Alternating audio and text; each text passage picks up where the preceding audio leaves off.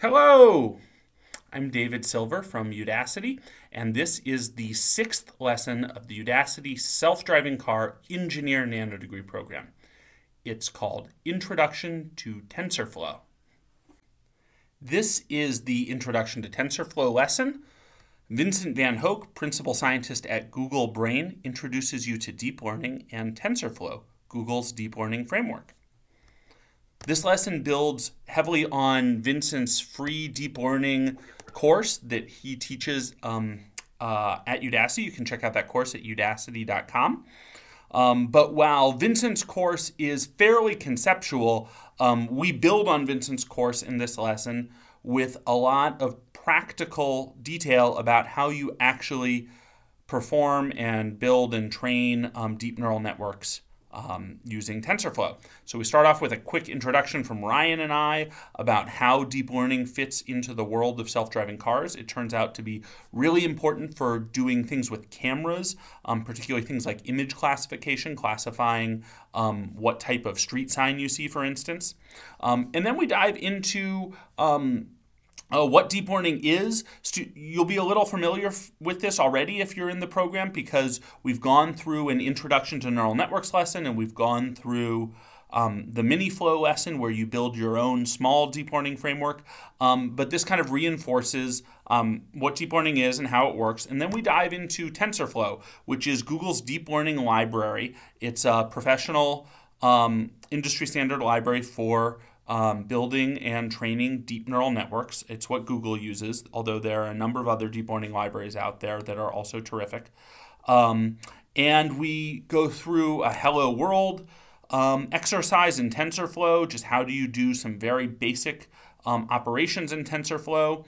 We talk about the difference between classification and regression, and how to build something called a logistic classifier, which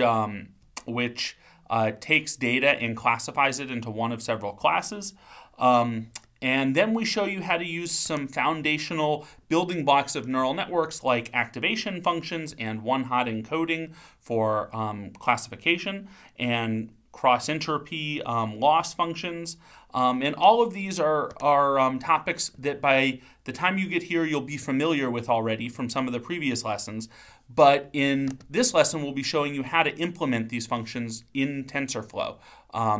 And sometimes implementing things that you already know how to do using a new tool can be kind of its own task to figure out.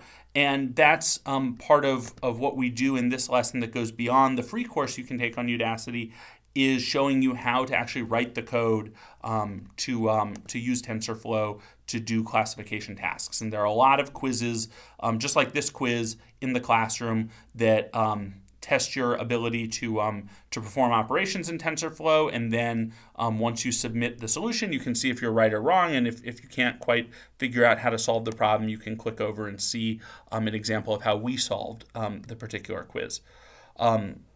So we'll talk about, or Vincent really will talk about some more advanced topics like performance and stability, some machine learning topics like validation and test sets, and things like using gradient descent for back propagation, and learning rates for neural networks. Some of this incorporates topics that our deep learning team here at Udacity has incorporated into their deep learning nanodegree. And towards the end of the lesson, we have a tutorial on how to set up deep learning on AWS EC2 instances that have GPUs attached. Deep learning has been around for a long, long time, but it's only become really popular in about the last 5 years, and that in large part because deep learning is able to, or people figured out how to accelerate the training of deep neural networks on GPUs. GPUs are graphical processing units. They are designed to send images to a screen. And if you think about what happens on a screen, basically you have a lot of different pixels that are all more or less doing the same type of thing at the same time. And it turns out that's a really good analogy for deep neural networks. There are a lot of different artificial neurons that are more or less all doing the same thing at the same time. And so these GPUs that were designed to process lots and lots of pixel data all at the same time turn out to be really, really good for processing calculations for lots of artificial neurons all at the same time.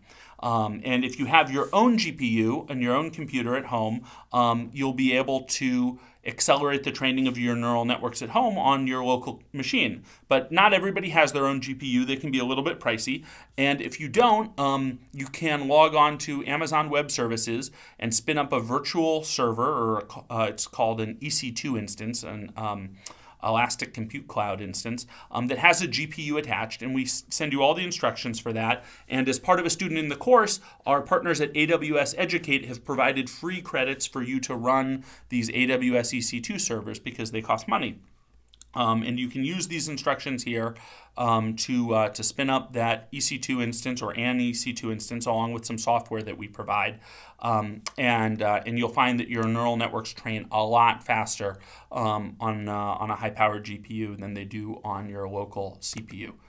And then the lesson ends with a lab where students complete one of the classic exercises of learning to work with deep neural networks, character classification.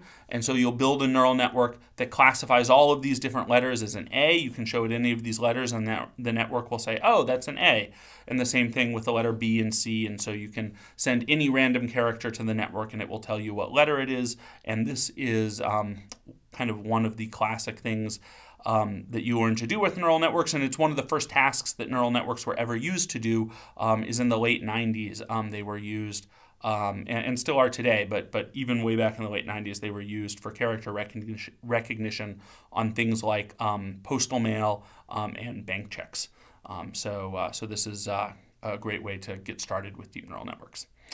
So that is Introduction to TensorFlow. Now that you've trained your first model, there is something very important I want to discuss. You might have seen in the assignment that we had a training set, as well as a validation set, and a test set. What is that all about? Don't skip that part. It has to do with measuring how well you're doing without accidentally shooting yourself in the foot. And it is a lot more subtle than you might initially think. It's also very important because, as we will discover later, once you know how to measure your performance on a problem, you've already solved half of it. Let me explain why measuring performance is subtle. Let's go back to our classification task. You've got a whole lot of images with labels. You could say, okay, I'm going to run my classifier on those images and see how many I got right. That's my error measure. And then you go out and use your classifier on new images that you've never seen in the past. And you measure how many you get right, and your performance gets worse. The classifier doesn't do as well. So what happened? Well, imagine I construct a classifier that simply compares the new image to any of the other images that I've already seen in my training set and just returns the label. By the measure we defined earlier, it's a great classifier. It would get 100% accuracy on the training set. But as soon as it sees a new image, it's lost. It has no idea what to do. It's not a great classifier. The problem is that your classifier has memorized the training set, and it fails to generalize to new examples. It's not just a theoretical problem. Every classifier that you will build will tend to try and memorize the training set. And it will usually do that very, very well. Your job, though, is to help it generalize to new data instead. So, how do we measure the generalization instead of measuring how well the classifier memorized the data? The simplest way is to take a small subset of the training set, not use it in training, and measure the error on that test data. Problem solved. Now your classifier cannot cheat because it never sees the test data, so it can't memorize it. But there is still a problem, because training a classifier is usually a process of trial and error. You try a classifier, you measure its performance, and then you try another one, and you measure again. And another, and another. You tweak the model, you explore the parameters, you measure, and finally, you have what you think is the perfect classifier. And then after all this care you've taken to separate your test data from your training data and only measuring your performance on the test data, now you deploy your system in a real production environment, and you get more data, and you score your performance on that new data, and it doesn't do nearly as well. What can possibly have happened? What happened is that your classifier has seen your test data indirectly through your own eyes. Every time you made a decision about which classifier to use, which parameter to tune, you actually gave information to your classifier about the test set. Just a tiny bit, but it adds up. So over time, as you run many and many experiments, your test data bleeds into your training data. So what can you do? There are many ways to deal with this.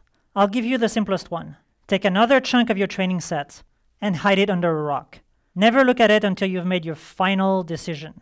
You can use your validation set to measure your actual error, and maybe the validation set will bleed into the training set. But that's okay, because you always have this test set that you can rely on to actually measure your real performance. That is lesson 6 of the Udacity Self-Driving Car Engineer Nanodegree program, Introduction to TensorFlow.